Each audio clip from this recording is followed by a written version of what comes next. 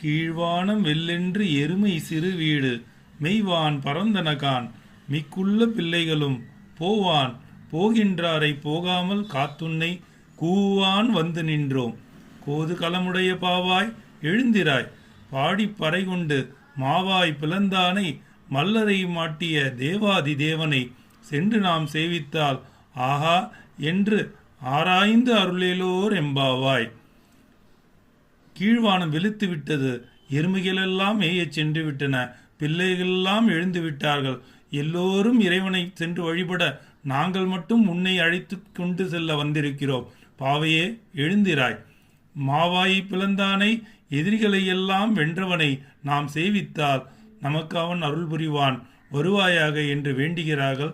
இது ஆண்டாளின் 8வது பாடல். நாமும் பாடி இறைவனுடைய அருள் பெறுவோம். நன்றி, வணக்கம்.